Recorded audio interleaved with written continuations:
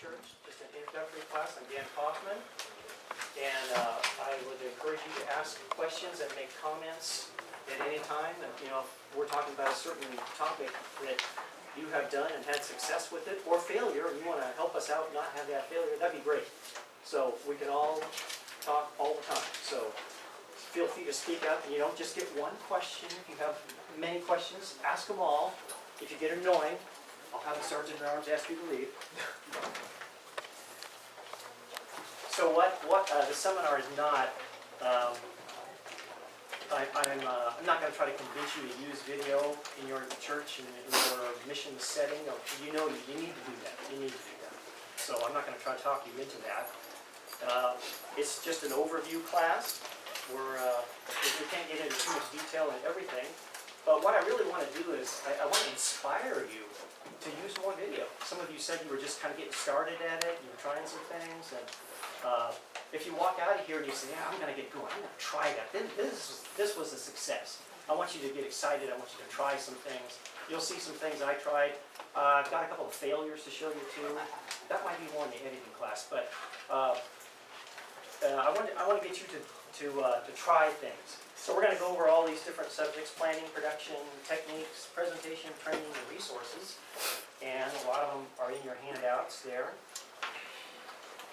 What you can use video, there's like two categories: videos of services or events, and videos that will be used in services or events. For using video of services, I already heard a couple of you say you were doing that. You might go straight to TV or cable or streaming or YouTube or podcasts. There's a lot of things. Anybody doing this? People doing this? Podcasts and YouTube. Yeah, see, it's pretty popular.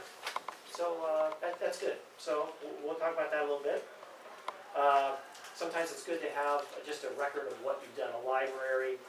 You can maybe make DVDs and check them out or just distribute them. So library use is good. Image magnification. If you've got a large auditorium, sometimes it's good to have cameras running that could be recording also, either recording and or not, but you could project your speaker's image on the screen. We'll talk about that. And there's also overflow rooms. We've done that too. If you get a full room and you want to show what's happening in another room. What was the library? The libraries, if we've done that where we just keep a record kind of all the services. Okay. And if somebody says, you need this or that. Here's some examples of videos that you would use in a sermon. Sermon support, I would think that when your speaker has got a certain topic, sometimes you can just illustrate it real well with a video, either one that you purchased or one that you made. So either way works. Testimonials, it's always great to have your own people speak. And some people are quite afraid to speak in front of a group, but they got a great story to tell. So if you can record them and then show that, if they're too nervous to get up front, that's a good example of it. And of course you can make all kinds of promotions for upcoming events. Music videos are very fun to make and very entertaining. They can illustrate a point that you're trying to get across well. Preludes, we call them preludes, where you would show something before the service. Start 15 minutes, 20 minutes before. You can show announcements or maybe have even a topic that you're covering. It could be a prelude to what the service is going to be about. Today we're talking about loving each other, so you make a video that shows that, show it before the service, that's possible too. Drama and comedy, people make videos of that. Often I would think drama is better live if you can pull it off, but sometimes you have to go on a location. You want to do a presentation that has to be on location, so you shoot it there and show it. That could be good. Songs, sermon notes, announcements. Sometimes that's done more with still projections, PowerPoint, or ProPresent or something like that. But they're done with video too. Training is another use we've had is like for usher training or first aid training. You can kind of give a training session for whatever, small group leader training, and then record it. And for the people who can't be there, you can show them the video. That way you get the same thing, and it can be useful to you. So that's a good use. Could I mention that we have these mission teams that go out to different places, different countries, and they come back with their video cameras, and then maybe they'll put it on a thumb drive, but it can be MOV, it can be this and that. Can you say anything about that? What's the formats? all these different video cameras, and what do you do? Right, the question is when someone, I'm gonna try to repeat the questions for the recording. When someone goes out on a trip or has an event, they record it, they hand it to you, and it could be in any one of a number of different formats. A lot of times your editing programs can read most of the formats, most of the popular formats. So you would just copy that file into your editing program, and then you can go to town and editing it, and you can show it. Did that answer your question? Well, you're gonna get into editing another time, so. Yeah, we'll talk about editing today too, and the next hour too.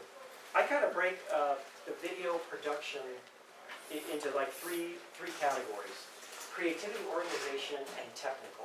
And you might find that you're really good at technical. You know, I can load up the editor, and I can work the PC, and nothing scares me about that, and I can do that. But you think of how am I gonna shoot this video? Creativity might be a weak point. Well, it's important to have a team. You know, if you can cover all three in a good balance, that's wonderful. But if you can't cover all three, get more people in on it, and get somebody who's very organized. You're going to see video is got a tremendous number of files and formats and logistics of planning and keeping people together, keeping cast and crew together. Being organized is a great thing. So you need someone who's that. So I think the best blend is if you can get all three of these things together. So you might keep that in mind. But the most important thing is your finished product. I call it, I say the image is everything. So when you're sitting out in the audience of whatever room that is, and you're projecting something up, people are watching it on TV, at home, or on the web, or whatever, the image, the concept they come across with, that's the most important thing. It doesn't matter how fast your computer was, doesn't matter what format your camera put out, doesn't matter what editor you use. Well, I mean, you gotta have all those things. But the final product is the most important thing. The image is everything. You've gotta have a good image. You've gotta have a good overall feel for it. So don't let anything else get in the way of that. I know a number of people who have trouble with this concept, like they want to argue formats. Should I be, what platform? Should I be using Mac or should I be using PC? And then they want to argue about that, and I say, who cares? Show me your video. That's what I want to see. Okay, we're going to go over different aspects of planning your video now. The first one is like sort of the genre or the style of your video. It can take on many different forms, like a news reporter or just someone talking about it, or a documentary. Seems like that's very popular in the church, kind of a documentary reporting of events or something.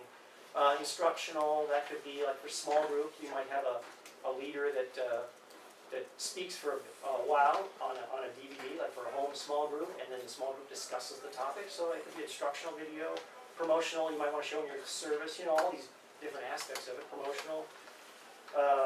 Preservation, documentation, we talked about that, just having a library or of your service. You can tell stories, you can have music videos. And I even saw the youth group once had an announcement for one of their upcoming retreat events, and they used horror. They had them go downstairs in the church basement with flashlights and candles, and the door creaking open, and the music was fabulous, they go to the door to open it, and right away you think, don't open that door! It was great. The horror genre to publicize an event. So it just shows that your imagination can go wild. You can use all kinds of stuff. The concept, I think of when I'm trying to think of a video, I try to think of a particular method. Like maybe one concept might be to shoot the whole thing in black and white because you want to make it seem like it's kind of old. Or another concept might be a multi-layering effect where you want to show a background picture of something that's going on and have a speaker in front of that. That could be a concept.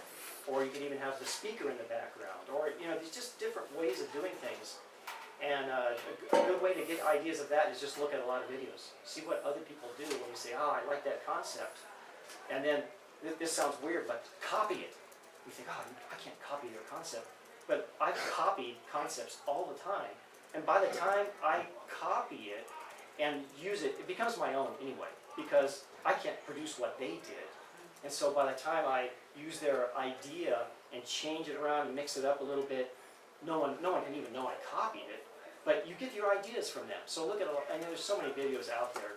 You look at a lot of videos and get ideas for what concept you want to use. And the subject, usually you have I call them clients. I mean, I'm a volunteer, I volunteer for the church, I'm not a professional at video at all. But I still think of the people that are asking me to make a video for them as clients, because it kind of keeps my mind in that I'm trying to serve this person and trying to give them what they want.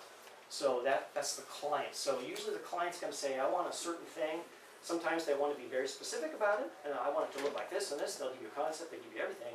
Other times it's, and more often than not, I found that it's like, I want a video to talk about the upcoming picnic for Sunday school workers.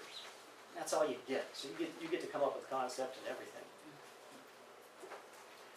For planning, then after I get that concept and subject, and talk to the client, then I'll make an outline, kind of a list of what I want to do. I've gone out without any plan at all before. I've done that. And I've gone out with a huge plan, and I've actually shot the plan. And other times I go out with a huge plan and it's gone. The first thing you do, it's gone. You gotta be flexible, but I've never regretted planning.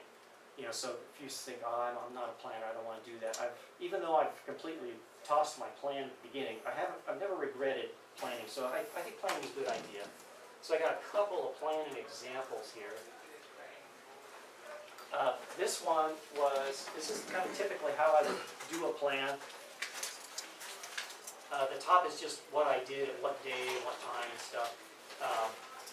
Now this happened to be with our youth group that was like 1st grade to 5th grade. They wanted to make a music video.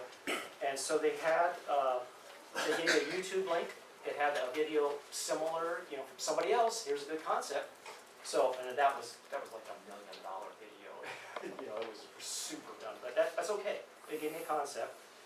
So what I did was I made a table. I broke the song up into the first chorus, second chorus. I put timings on it, and I decided what I was going to do for each section of it. And then I went out, and this got changed pretty drastically on the shot, on the actual shoot. But that's okay. I made the planning, and then I added the table, which clip was this, and comments. I use tables in Word for my planning a lot. It's very handy for me. And you can always add a column and make another thing like, did I do this, did I do that? So I find that to be handy. And then afterwards, post-production notes. I make some notes of things that I learned there that I want to use next time. And I broke this out just to show for today, but I keep all my planning in one Word document. This thing must be 500 pages long.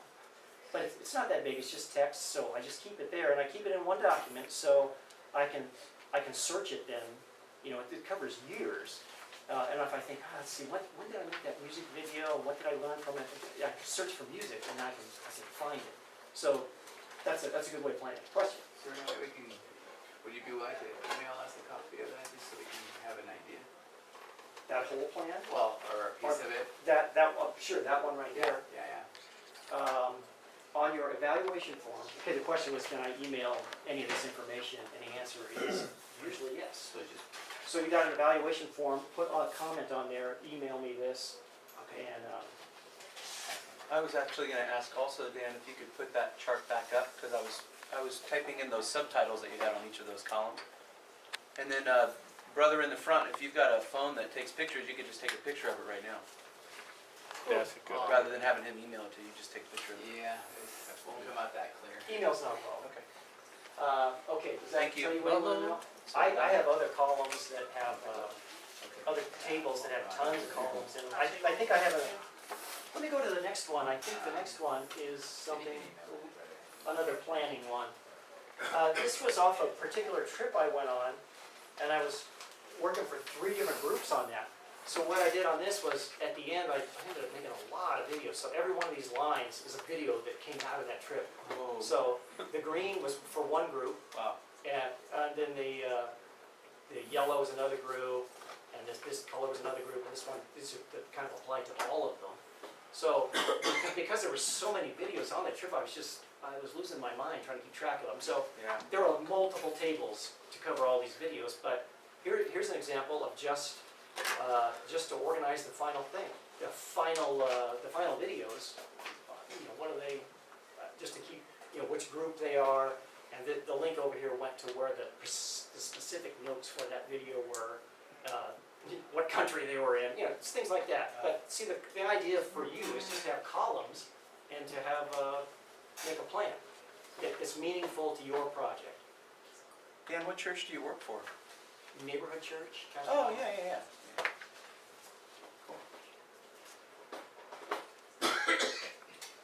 Okay, so we talked about all these things. Storyboard and script we haven't really talked about. And to tell you the truth, I don't use storyboards too much, but they're pushed a lot in the biz, so to speak. You know, a lot of people say I don't use them because I can't draw, but that doesn't really matter. You can just draw a square and a stick figure and saying the guy walks into the room with an arrow pointing this way. If that helps you decide how to you know, plan your shoot, then that's good. And they're very common to be used, and they don't have to be good. All they have to do is explain to you, and often it's just so you can remember what happens. When I go out there, I usually just do it in written text. You know, scene one, I want the guy to walk into the room, sit behind the desk, talk to the other person, and then the bad guy comes in. You know, you just write it down, but you can have a layout like that. So I'm going to show some examples, and I'll probably talk through a lot of them.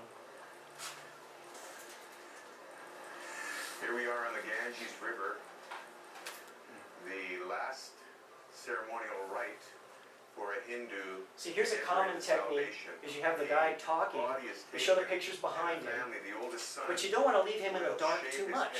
Because right away you start wondering, who's talking? I want to know who's talking. So you got to show your guy kind of early. They burn the body, then they collect the ashes 3 days later and put it into a clay jar. The ashes are mixed into the So here's where the plan was rite of salvation. out the And of window. course, in the Hindu faith, You know, we just happened to catch them when they were burning a body there. So, they worship them their whole so I life said, you know, we ought to talk about that, you know, the Hindu religion of In how the they. Blaze Ministry, And so we're having to get the other people throwing the ashes, throwing the flowers and all that. who believe So he wants to Jesus talk Christ about, is their Lord and I'm talking Savior. over him now, he's talking about Invest in how they don't know, they're not sure of anything, but that are his already in missions place group and is already going moving and helping these 100% people. of So I the got him in nations action in go front of all towards these that various project. people. Here we are in So how India. many Today, cameras? focus on Is he another part of your church? people group. He is a that we missionary that our visited church yesterday. partially This group supports, are a you know, a number gypsy of people. group. They are below the Dalit. How many They are cameras the you are poorest of using the poor. for this one? Much of them were. What's that? How many cameras you are using to shoot this? How many cameras? One. Only one? After that you editing.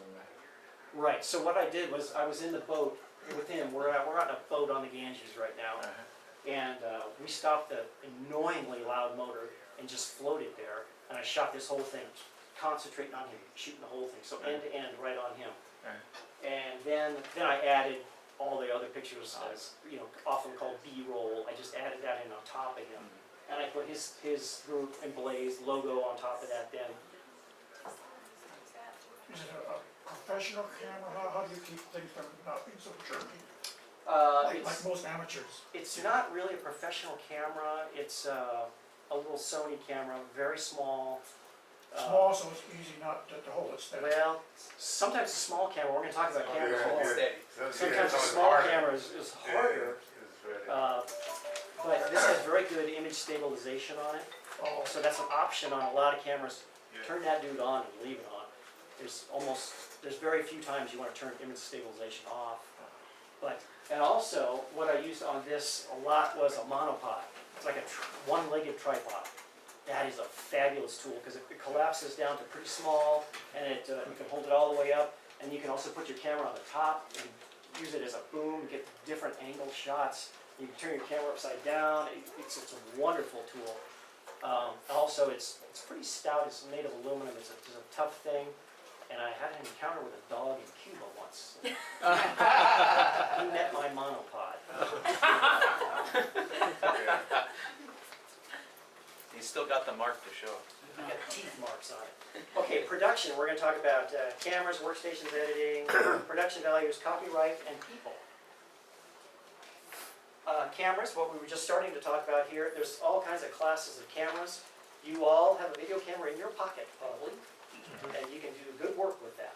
So, that is a very reasonable thing. Now, the question over here. But it's amazing now how the phone camera, the video cameras in the phones now, just could do almost the work of a camcorder. That's right. Also, even in the camera, those point and shoots. Right.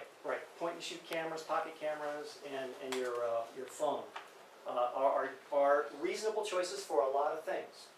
I'm not sure what class my camera was. I got specifically got a small one because when I travel, sometimes I go into some dicey areas, so I wear real baggy pants. I put it in my pocket. So that's very handy if you think you're going to need that. But honestly, sometimes having a shoulder-mounted camera, it gives you a kind of authority. My last camera was kind of beefy like that. When people see you with a camera like that, they kind of sit and take notice. It helps it. Just saying, use whatever you can to get the shot. Doesn't matter if your camera sits on your shoulder or fits on the back of your hand. The image is everything, right?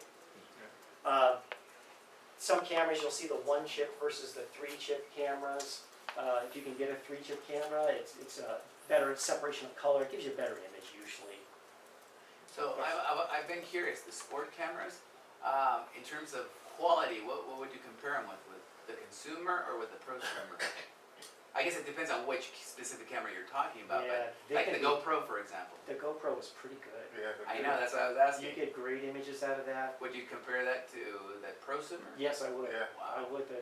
I think actually there's a scene in The Hobbit where they used a GoPro when they was in the barrels riding down. Right. Wow. It goes from the Epic to a GoPro.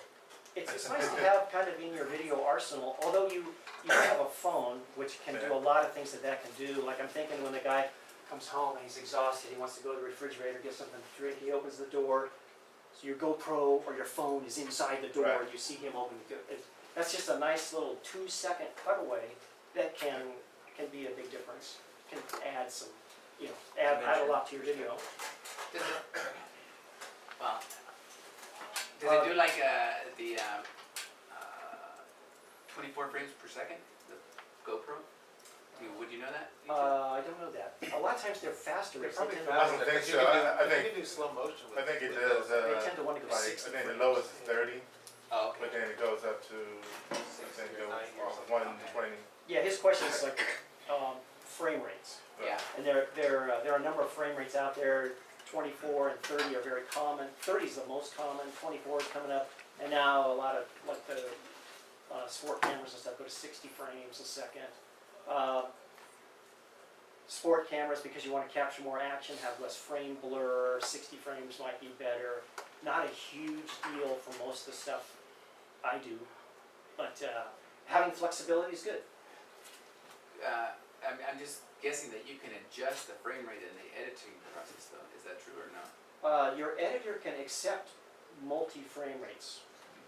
But it can change it to something else? Yeah, like you set your timeline in your editor that will see, you have to default that to something, Yeah. 30, 60, whatever. And then you bring in the others, and It'll adjust. Yeah, a higher end video editor will adjust that to match, it'll add frames and speed. Because that's what makes it more seamless, right? The Yeah. fact that you adjust the frame rate.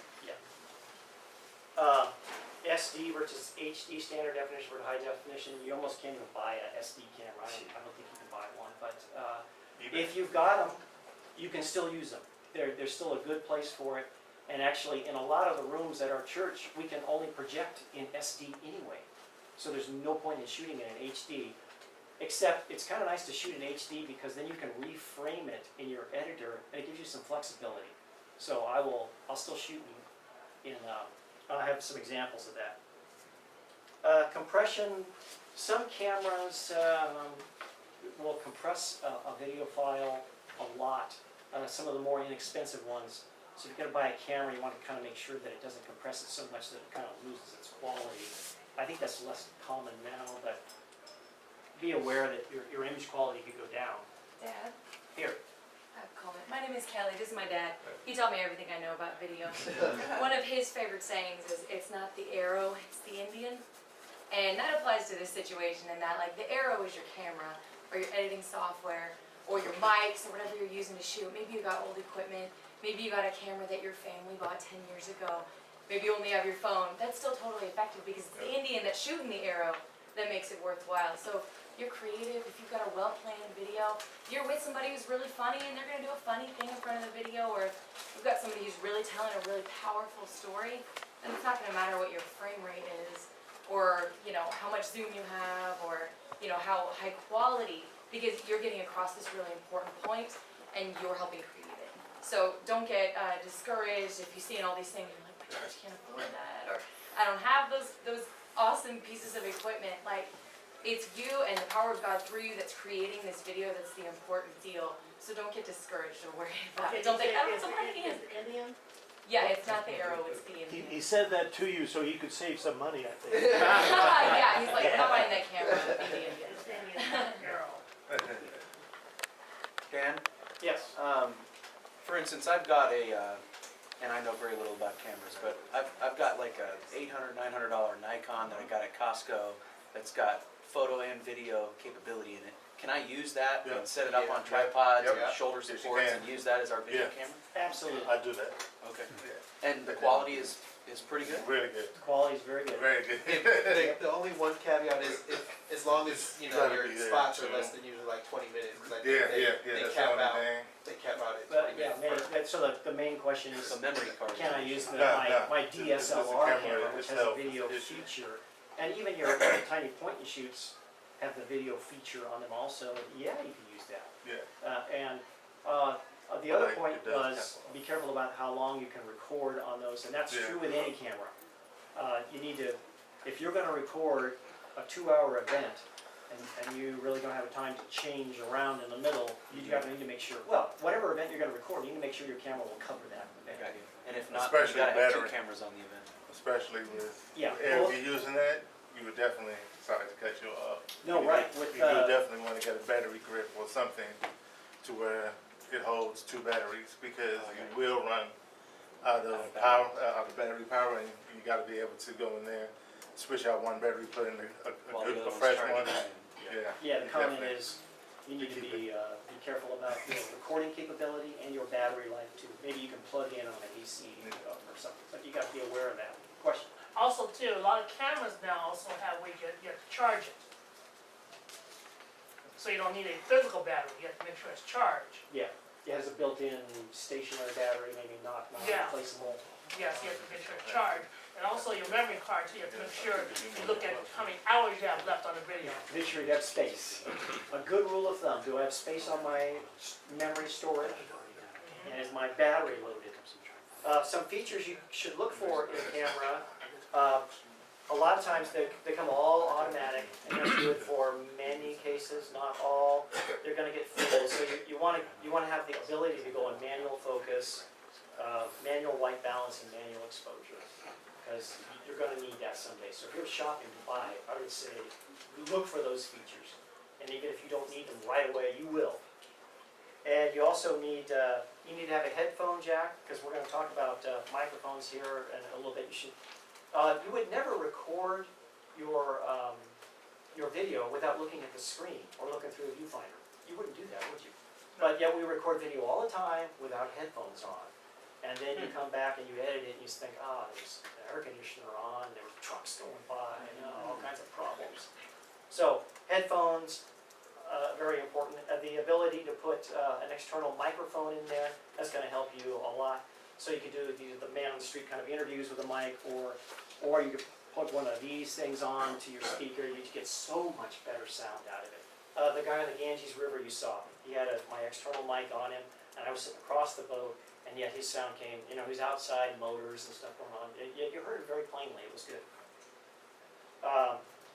The LP ability, long playing, we talked about the recording.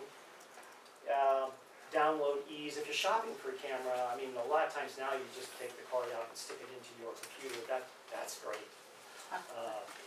So make sure it's easy to download, your workflow will be better.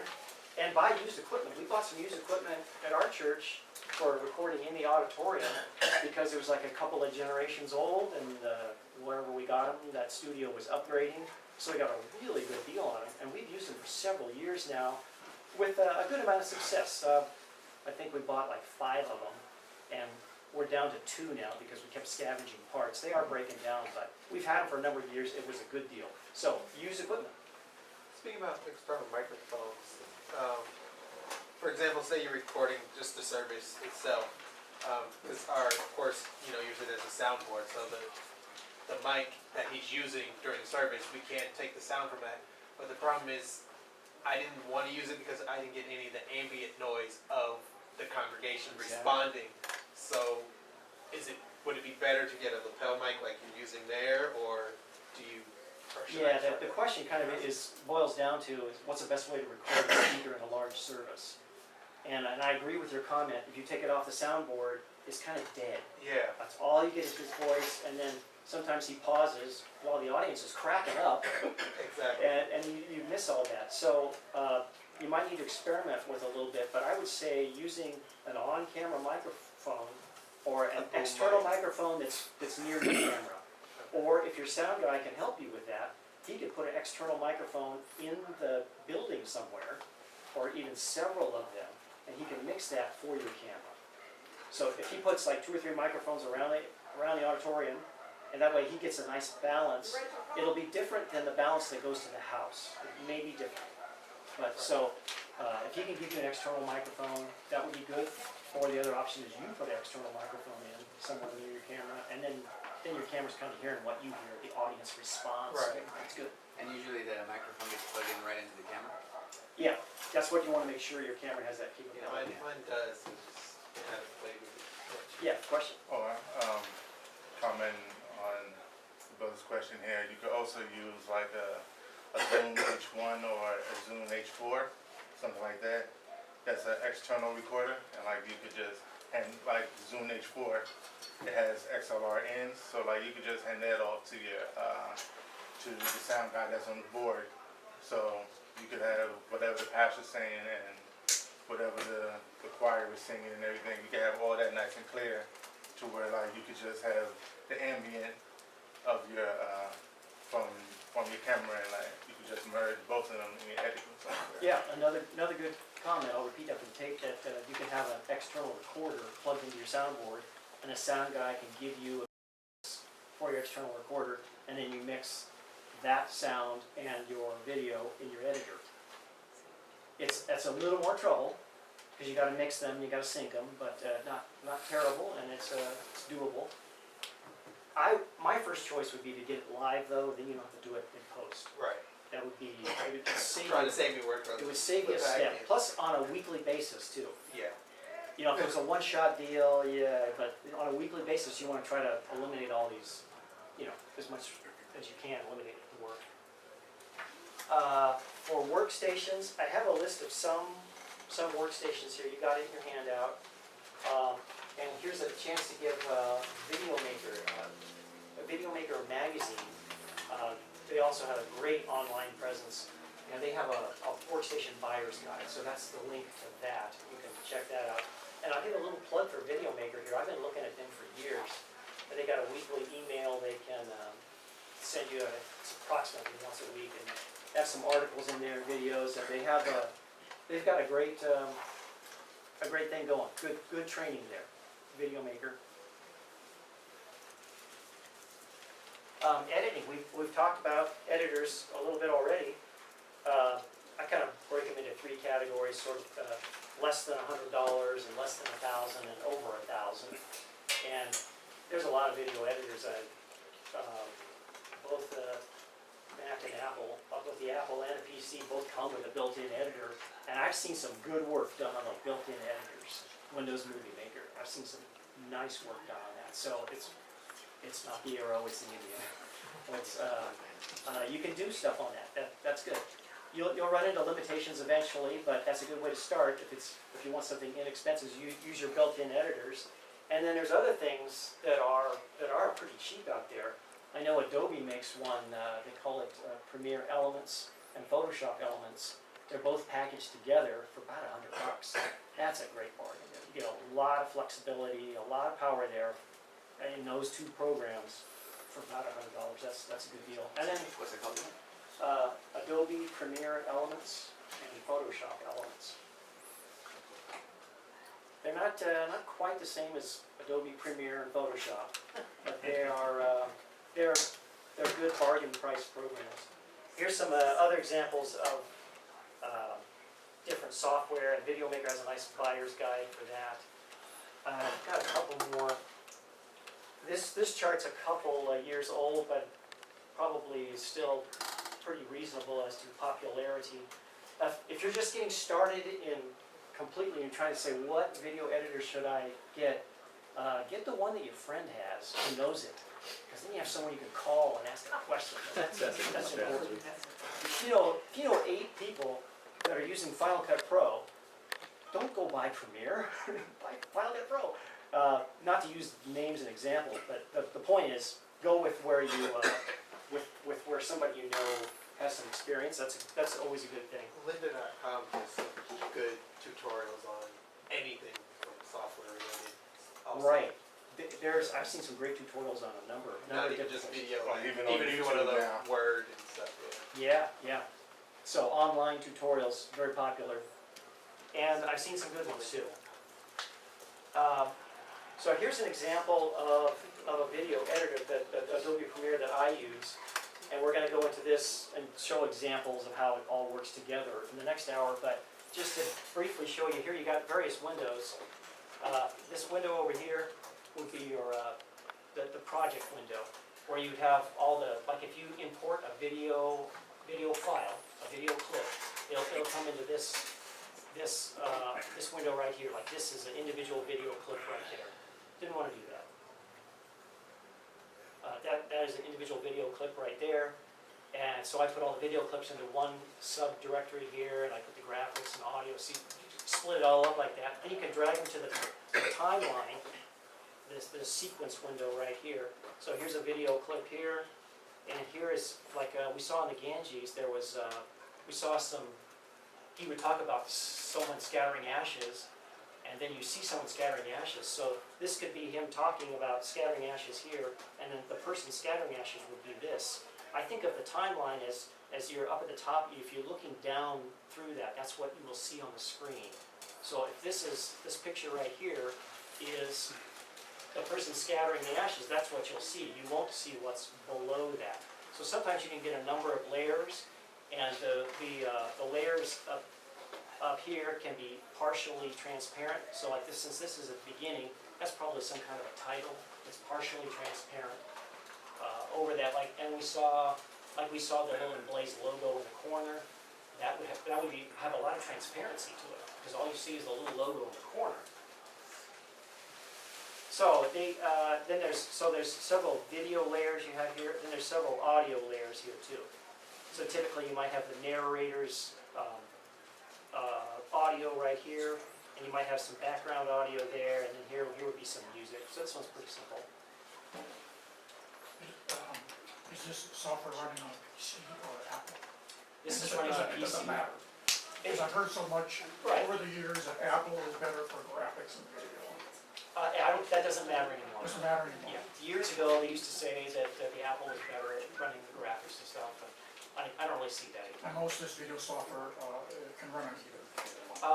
You'll have to check. Adobe can. Yeah, some can, some can't. So you have to choose your platform and choose your software. Now I'm showing this on my monster PC here. I could give this whole presentation on my phone really, but next hour we're gonna need the editor, so this is where my editor is on. That's why I have to have all this stuff here. Okay, so for getting into production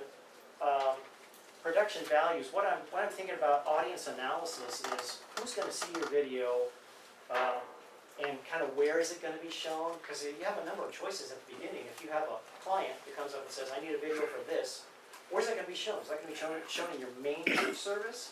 Is that going to be shown on someone's TV at home for a small group?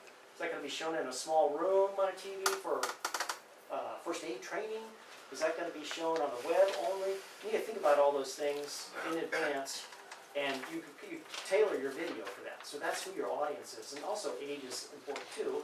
If it's going to be publicizing a kids event, you're gonna have a different feel to the video than if it's for a senior citizen sing-along. It's gonna be different. So you need to think about those things and make it appropriate to the audience.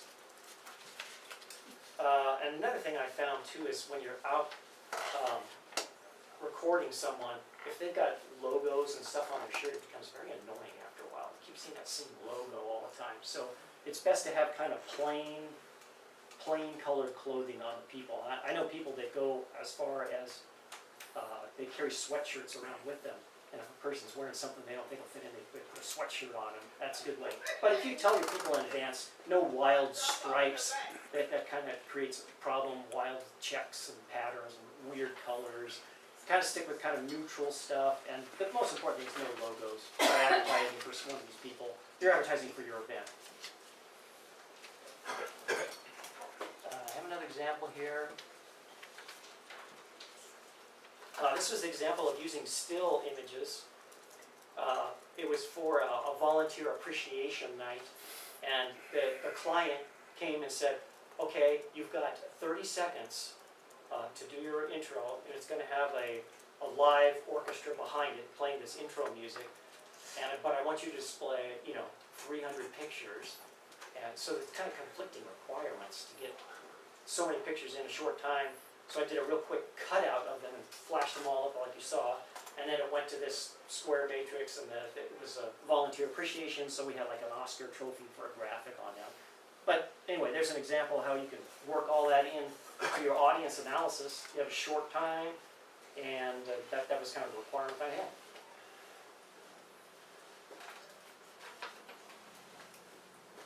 Okay, we had some questions on copyright before this started. The copyright law now is that if you shoot something on your camera, it's automatically copyrighted to you. You own it. You shot it, you own it. If somebody else uses it without your permission, they're in violation. Violation of the law. That's what the copyright law says. But we still need to be able to prove that we shot it, right? Probably. If you went after someone, Yeah. you have to prove that you shot it. Yeah. But and even when you want to add music to your video, you got to have permission to do that. You can get permission by getting something written from the author of the music. Very hard to do. Or you can buy one of these licenses. There's a number of licenses out there, and your church probably has one or more of these already. So somebody in your church bought a license. You need to talk to them and find out what you can do with it. You can use that music. There is some music you can use, you can get online that they call it royalty-free and copyright-free, and you can download it, often for free too, or you can buy a package of it, and you can get real elaborate with that. But there's some good things out there for free that you can get. Type in royalty-free music. Question? Do you have to indicate somewhere in the video, like the CCLI number, blah, blah, blah? I don't know the answer to that. The question is, do you have to show your CCLI number? I've seen some churches that show CCLI on their slides when they show lyrics. Yeah, and also in church bulletins too, and Yeah, so there may be a good question to keep asking. I don't know. I've heard in church, if you video or take pictures of children, you should get their permission from the parents or something. Another good question, not really copyright, but anyone under 18 and even anyone over 18, a lot of people do this. If they're included in your video, you can download a form, a talent release form, and you have the parents of the kids sign it, or a person sign it too. It just says that you can use their image. So that's another related to copyright. Get permission from people. also when you talk about copyright and special pictures, you may have some adults in a line of work where they can't be a public figure like that. Like an example, a cop. Right. So you make sure you get their permission. Question here? What about when you're sort of copying a concept, maybe a bit of drama that someone has done before, and you do that, copy that drama? How much, is that an infringement of copyright? Oh, so you're not actually using their drama. No, but you're using the concept and maybe even the script. Yeah, if you're using their script, then I would say that's a copyright thing you need to deal with. If you're just using their concept, then it's arguable how much of their concept. Right. If you're in doubt, you keep exploring it. have been cases, you know, where people get in trouble for it, so you gotta keep it in your mind. So there's some examples here of different associations you can work with. Let's see, the last thing we were talking about is people are the key. I touched on that a little bit, that, you know, don't work by yourself. A famous church worker once told me, never do ministry alone. And that's a great bit of advice. So get people to help you, because they can help you fill in areas that you're weak in. And you can have people that know or more knowledgeable than you can help you do your stuff, and you can have people that are less knowledgeable you can be training up. So you should always have that balance of people around you to do that. And you met Kelly, who is a great videographer, so I'll introduce her. You met her. And this is Jill over here, my lovely and talented wife. She is an excellent videographer and excellent in graphic arts and does a lot of the graphics for the church and the video manipulation to get it all up on the screen. And she's very talented. She's not just another pretty face. So this next one I have is for the kids group. They have this like a newscast where they use this as a training thing. They have, you know, fake newscasters who give the news, and they wanted just a little intro. So like they're doing their thing in their morning service there, and okay, now we're going to transition to do our news skit. So this just tells everybody, it's an intro. It just tells everybody that they're about ready to do the news skit.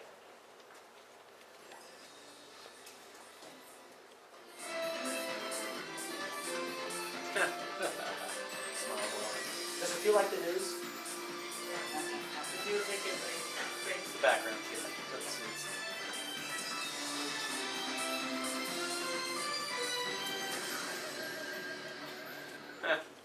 They've been doing the news in that group for years, KQST, channel 7777.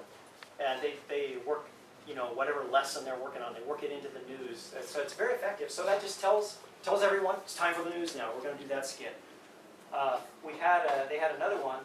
They did a thing called Thank God for Recess.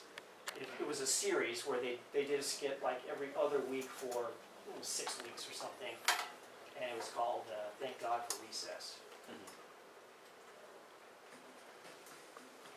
Welcome to Prince of Peace Elementary School, where nothing exciting ever seems to happen unless Miss Gunderstein is around. So you see the concept here? There's a blurred background, black and white, with kids playing in it. And then we got a black and white character there. And then we got the color character, the main Then there's color. Jenica. She's crazy about computers. And as the kid introduces each character. She's texting you, and you're not always And sure what I she's stole saying. this concept. LOL. Anybody know where I stole it from? The class clown. Silly, loud, You probably can't tell here. It was from an old West Wing show. West Wing, they show the main color, the main guy in color, and then they show some background stuff in black and white, the flag and stuff. And I thought, I could use that. Thank God for recess. Then there's me. How do you get the overlay? Getting to know people. Is it an overlay? New school, but I'm doing okay. I like this group, and it seems like they're yeah. always up to something. Okay, question is a little how-to. It's the layers in the editor. The very bottom layer is the lockers that were in the background. And then the next layer was the kids in the background playing in black and white, kind of partially transparent, so you can still see the lockers. And then the next layer was the person in black and white off to the side. And then the top layer was the actual person in color. And then there was a title on top of that. So there's like 6 or 7 layers there. And then a couple of audio layers. And I think I use this as an example next hour. I'm going to look at all those layers and explain them. Some techniques for production. We talked a little bit about off-camera microphones. Very, very handy and sometimes just really necessary. And the two types, the type you can clip on a speaker, and that's nice because you can get way across the room and get everything, and you still have that speaker there, and you still have good audio from the speaker. If you've got an interviewing situation, you really need the off-camera mic. Otherwise, your on-camera mic is collecting everything around, all the distractions, all the noise. It's not as good. So off-camera mic's very important. Soundtracks, almost everything has got some kind of soundtrack behind it. So you need to plan for that. You need to make it the right level. You don't want to just distort what you actually have. Lighting, indoor lighting, you can buy a lot of different lighting apparatuses for video, and they can get quite expensive. Or, you know, you can get some hardware store lights too. It's a reflector with a light in it. Work lights. for the Home Yeah, Depot work lights. They're a lot less expensive. And, you know, and the thing is just to get away from your subject and kind of light up the whole area. And you can also bounce it off the ceiling. If you're in a room like this where you've got overhead lights too, open up windows. You know, be concerned about light. Video, it needs a little more light than just your eye. And the light is what makes the color. You gotta have light in the video. Unless that's part of your concept, to have deep shadows. So, but usually you need a lot of light. And reflectors too. You can buy the official video reflectors for pretty inexpensive. You know, just fold up things like your window shade in your car. And if someone was right here and I was trying to light them, we had some overhead light, we had some light from the window. You can get a reflector over here and bounce that back in. I always carry a couple of reflectors with me of the fold-up variety, and they're very effective. Also, if someone's out in the sun and it's too bright, you can use the reflector as a shadow for them and eliminate that super harsh, deep shadows in their eyes. So the fold-up reflectors are very, very easy. Special effects, once you get your new video editor, you're going to be all excited. You're going to see that it has 1,000 effects in it. You can wipe and page curl and do all this stuff, and they're very cool. So my advice is to go shoot a video, shoot up some video, and load up several clips, and use all the effects. Get it out of your system. Just use them all, and then never use them again. The only effect you'll probably ever really need is a dissolve from one scene, just fade into the next scene. That'll be your most used effect. Otherwise, you'll just cut from one scene to another. There'll be times when you want to use some of this stuff. That's okay. I won't say never use them, but if you think about the videos you see, go look at a bunch of videos that people are producing. The best ones don't have effects in them. Think about even the TV and movies you see. What effects do they have? It's for a particular concept. Remember the old Home Improvement? They always had like a light from one scene to the other. A house would come across, or a diesel truck a tractor would push one scene out. I mean, that was part of their concept. That's okay. That's your concept. And I've used that too. If you have a particular group you're doing a video, you might use their logo as a white between one scene and another. But be very cautious of your special effects. Using stills, almost every video is going to have stills in it. We just saw that TG4R video. It had the Prince of Peace Elementary School. Now, of course, that didn't exist. So I went and just got a picture of a school and took out some of the stuff around it that we didn't need, and I put a sign on the top that said Prince of Peace Elementary School. Almost every video is going to need some still editor in it. So you got to pick an editor and use it, and they're going to be complicated too, but you're going to have to use it for things like that. And they don't have to be expensive. There's a lot of them out there. The first editor I had, I was down at a store and I looked at it and I saw, I gotta get one. I don't have anything. This was years ago, and I saw it was $40, marked down to 20. Whoa! I gotta buy this one. So I went to the store and they had an instant $10 rebate. So I got the thing for $10.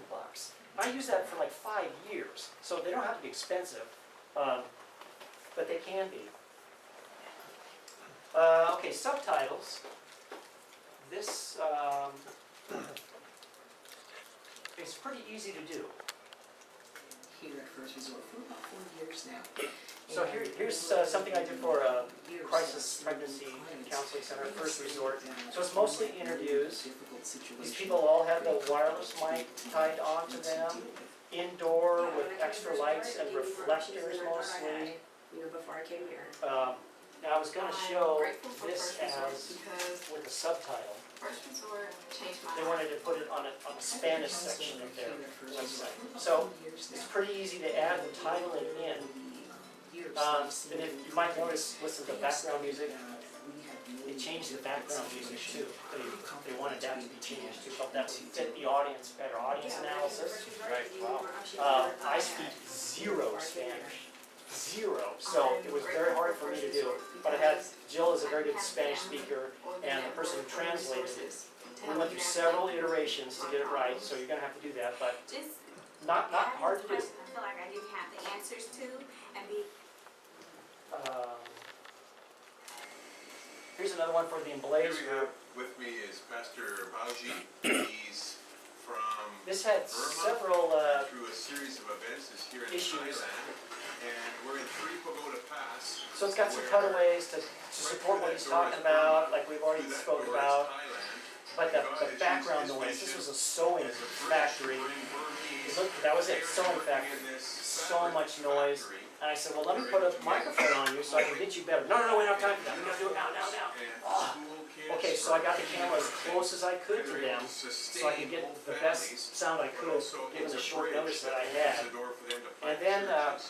And the so Pastor a Bauji, machine like these are And also we start with the workers from Burma. his Most of them are voice was so soft, it came through very, sewing very well. so I did in my editor, I cranked him up, just him, you can crank up just a portion of it. And I thought, okay, use the subtitles, not hard to do. I could at least understand him, I put the subtitles in there. So they can sing. Another technique is chroma keying or green screen, very popular. It's something that's pretty easy to do, difficult to master. Anybody can go pull a chroma key, but it's hard to get it really good. Here's an example we did for Veterans Day. Here's an example we did for Veterans Day. Okay, I didn't make this first part. I blocked this. Not really hard. You could make this. You know, just with all the stuff we've talked about. You have a background and you shrink it down, you put a title. The title is not even all that good. I think I would have done it differently. Might be a little hard to get that background. But this probably cost $20. Oh, that whole film with the army guy? Yeah. Not Yeah, the flag complete- waving in the This background. complete product cost $20. So, Oh, the whole thing. am I gonna make that? No way. You It's not worth your buy what you can and then make what you need to. So this, you'll see how this goes. Now when we get towards the end, this is where it becomes special.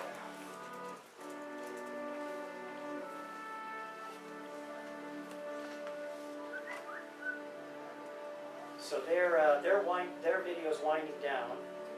Hello, church family. My name is Corporal Michael Ooh, Schaffel. I just wanted to that's let our you know guy. throughout I know him. the And it's our church logo, so immediately the video becomes ours. It's ours. So I shot him in front of a green screen, and I had a flag that pretty much matched their flag, luckily. So I could keep the flag thing going, and I could keep the reduced size screen going. And I put our logo in, and he's saying thanks to his church family for it. So, wow, that's great. So, a couple lessons there. Buy what you can, and shoot what you need to, and that becomes on. Questions? So could you just go around that green screen? Is that a way you're using to cut background out or something? Yes. How does that work? Let me see if the next, I may have a more detail on that. I don't.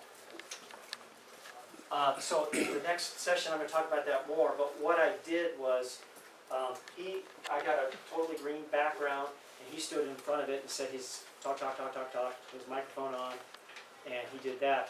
And then through your editor, you can, it's called keying out the green, so you can select that green color and make it transparent. So you take whatever the green is, and it just becomes invisible. So then I put him in front of put the flag behind him in the editor, put him on the line above the flag, and then his face shows, because that was the green, everything green disappears, and you see the flag as you look down at it at line. Very popular. It's hard to get, sometimes you see little green halos and green reflections. It's hard to get it perfect, but it's relatively easy to do. And very popular. The kids love it. They're forever making green screen things. Here's an example of a shoot that we did where we needed to record this guy singing his song, and it turns out he didn't know the song, so it kind of messes us up. So here's Kelly, a lovely assistant. She steps up and holds the music out for him off camera. So very handy. Always you need to have people with you to help support you. And that saved the day. Another thing, okay, so he had the words there, it's great that she could hold them up off camera and he could see it. He had his lapel mic, so I could hear him singing very plainly outside. It's noise and distraction, so he had the lapel mic on, that was good. Do you normally try to hide the lapel mic, or do you normally not care? I try to hide it. To me, I like to get it out of the way. And I even, my first choice is not to use the lapel, is to have someone holding a boom mic off camera. If I can get away with that, I'll do that. The next thing is headphones. Gotta make sure that I'm getting him loud and clear, because who knows if that lapel mic is really working or if it's picking up a bunch of background that I don't want. And then the screen, I want to see what I'm doing. You need them both. You need the screen and you need the headphones. And here's my famous dog beating monopod. That's a great thing. And that provides a great stability for a shoot like this. You can use a tripod, in this case too, because that'd be fine. But monopod's great. Here's the green screen. Luckily the church, I've got 2 green screens. The church has this giant one, which is very nice. How much are green screens? Pardon? How much are green screens, or can you create your own by Oh, definitely create your own. just taking a big sheet and painting it green? or Yeah, you can buy official green screens for thousands of dollars. Or you can buy a can of obnoxious green paint. And it's not that the green is so important. There's some of them are blue. There's reasons for green and blue, but any solid color will do. But you want to choose an obnoxious color that people don't really wear, because if some guy shows up, even in a green, now he's got like a green cummerbund thing on there, that can give you grief. I don't remember if it did or not, but being close to that, then his waist would disappear, and that's not a good thing. Sometimes you get someone with nice green eyes, and their eyes disappear, you see the background. wish you could use that effect. So here's the group I put in front of that, and that screen is big enough I could have tucked it underneath them, but I knew I had a plan. These people were going to be in a spaceship, so I knew they were going to have around the edge would be, they wouldn't really see the chairs. So this was another kid's intro to the comments. The comments. After years of life on Earth, Osmo and his So he was in front of the green screen. to seek God's will for their lives. Now can you see through her head a little bit?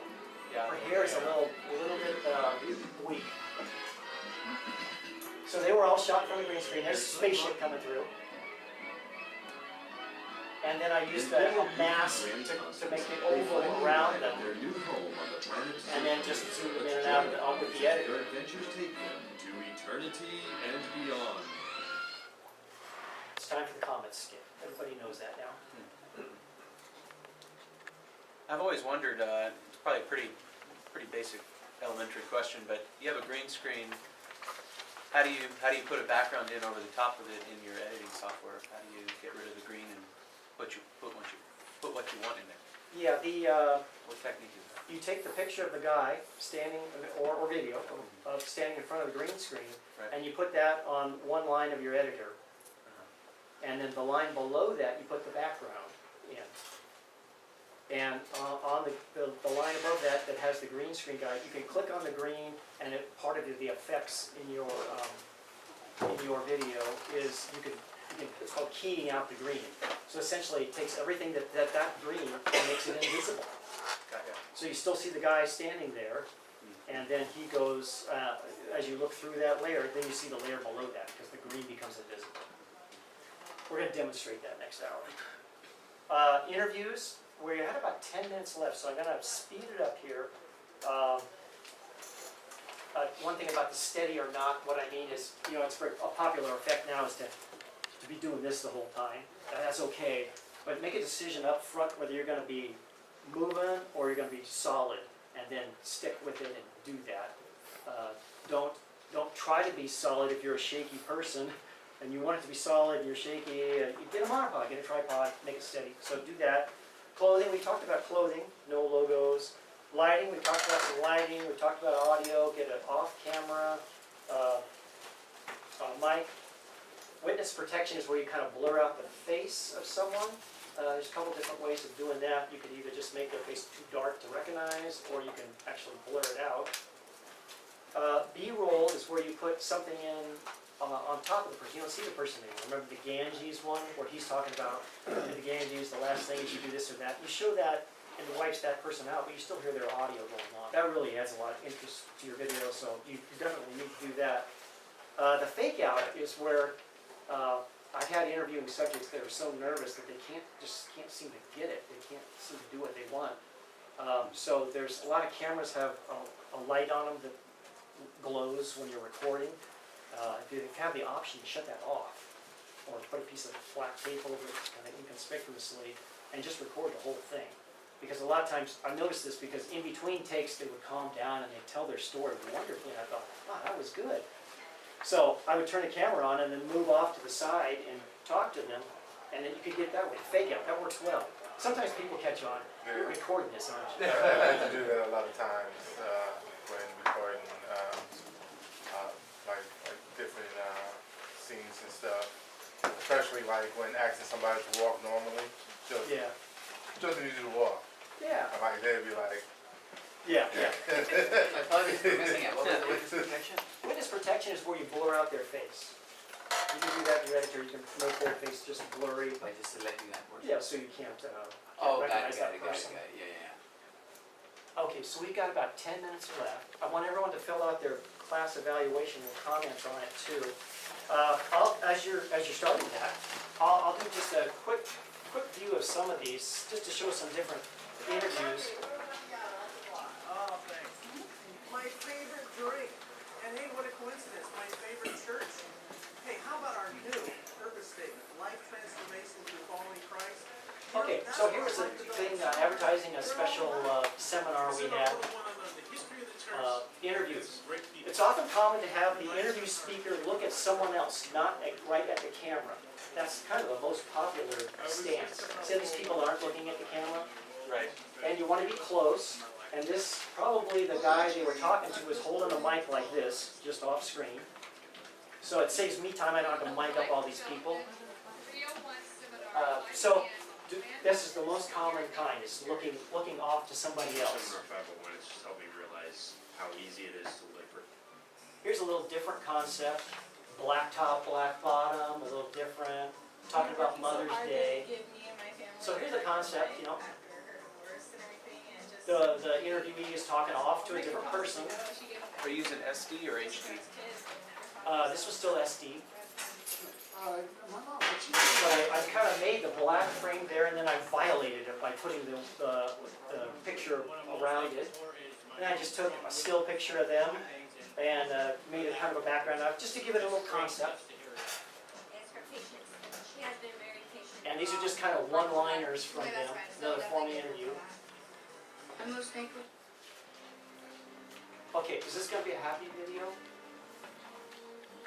no. The audio is important. You don't want to have a circus music behind a deeply disturbing video. This is kind of, it was sermon support, so there was a lot of verses from the sermon to start it off. And then here's the guy, witness protection. Just light the background, have a background, light it, and make sure he's not lit, and so you can't tell who it is.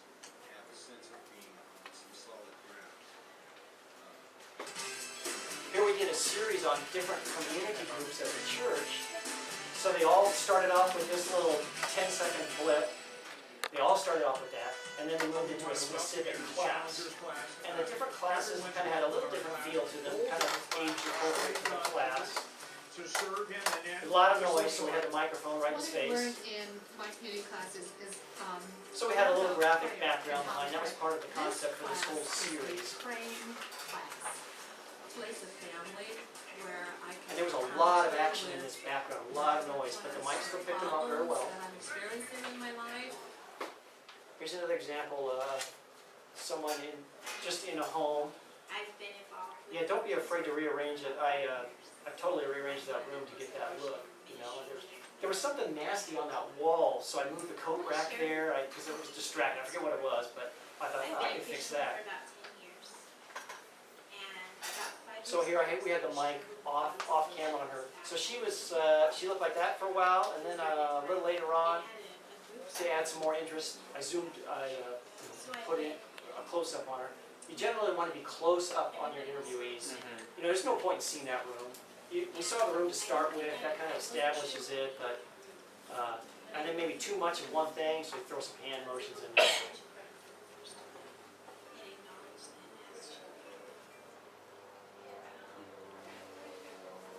Okay, we're almost done. Here's, let me show this one, the African missionary. This has several things in here. So we got the background, the world background. We're going to be talking about world things here. We had some shots from Africa. And you see that white there. Show a map of Africa with Ghana highlighted. So yeah, I used that a few times to remind you that that's what it is.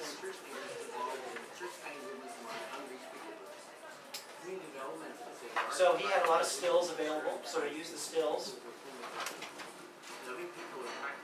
I could have shown the stills full screen too, and I thought I'd just show him as pictures like this. Jesus ministered to people in all aspects of their lives and commands us to do the same. Africans do not divide life into religious and non-religious parts. People expect us to Okay, that is about all we have time for. One other saying I like, video is life with the boring parts removed. You know, you need to keep your video short and concise. You know, think about how the secret agent in New York discovers, the secret is in London. So the next scene you see an airplane, the next scene you see the Tower of London. We didn't show him going through the TSA line, we didn't show him checking his bag, that's all boring. You know, the action is him being in New York and him being in London, so in 2 seconds you can establish that. So you want to cut the boring parts out. Make sure your videos are short and concise. And we're going to miss the presentation part, kind of. We got 5 more minutes. So, screen size, you want to make sure your people can see your video. You want to know where it's going to be shown before you show it. Is it going to be web only, or is it going to be shown in the main auditorium, on multi-screens? We talked about the sound. You got to have good sound in your video, but you got to be able to show it in the room. You know, I'm coming here, I'm going to show you a video. I'm thinking, how am I going to get sound to it? Okay, well, I'll bring these speakers here to show it. But you got to, if you're going to show it in a room, you got to have sound too, along with this. So don't forget that. Practice, practice, practice. You need to go to the room that you're going to be showing it in beforehand and see what the situation is. What kind of sound do you have to provide? Do they have a DVD player? Do you have to bring your own DVD player? Can they even show it from a DVD? You got to show it from another computer. Scope all these things out in advance. That's very important. And distribution. Everyone knows that a DVD is not, you can't just copy a file to it. You have to do DVD authoring, right? So it takes a special program to make a DVD. Just make sure everybody knows that. Of course, you always upload anything to YouTube. Unless you're doing it from the computer, then it'll still play. And it'll play. A lot of times your computer output, it's what I'm doing here now. If that's acceptable, be careful about, in this kind of environment, showing a video within a window of the presentation, that's okay, it's kind of acceptable to this setting, but it might not be in a different setting. So make sure you know what is acceptable for the setting. Dan? Yes. Can I just give a shout out that would make my job easier? Presentation format, the one fourth down, that's very important. If you have a video that you have made in final action, you take it to the church to show and they can't show it on their software or on their hardware, that's a big problem. You need to make sure where you're showing it that you've asked them what format works best for your equipment. What should I bring it in that will show on your equipment? Good point. We'll get stuff in and all different kinds of equipment that I'll end up having to translate or something. Yeah, because- so the main question is you need to Check with your know what the final requirement of the room is. Yeah. What they need to have, and do your best to produce that. Or talk to them in advance and they can maybe convert it for you. Comment. Just a further comment on that. TV screens show a different size video, it seems, than a lot of projectors do. So when you're creating a movie to be projected on a screen, you can see all the borders. On a lot of TVs, you get borders cut off. So if you write words all the way to the end, well, we're gonna miss that. You know, you'll have somebody's 3/4 of their name, but you'll miss the end of their name. So double check, is it gonna be shown on the TV? Then maybe squish everything in a little bit. Yeah, or better yet, you can try it out for the room. Text and stuff. Yeah, that's absolutely fabulous. Like I tried out this projector before I used it to make sure I know what's on my screen will be exactly what's on the projector. There's no cutting off of the projector. So you gotta try that. You don't really know. Your projector might cut something off. So try it. Practice, practice, practice, practice. What else we got here? Oh, we didn't talk about iMag at all. Make sure you do that the right way. How's that? I guess for magnification, yeah, make them big. Get as close as you can to make them big so people can see their expression. That's my one-liner about that. But if you get too close and then they start to move a little bit, your camera operators go nuts. So you got to kind of balance out being able to follow them. There's a lot of seminars and stuff out there, and there's a lot of great things on the web. So take advantage of that for training. You got some resources on there. I've looked at most of these, but you know, you're letting me vary. Oh, and I had a video that someone gave us to show that was really lousy, and that was going to be your final quiz. How can we make this better at, you know, for really no cost? Of course, you could hire a film crew, but we're done. Oh, but That was fun. So we fill out your evaluation. I look at them and I try to improve. So fill that out, and we got 15 minutes till the next one starts too. So we can hang around and talk. If you need to leave, you can leave. If you're going to stay for the next one, stay.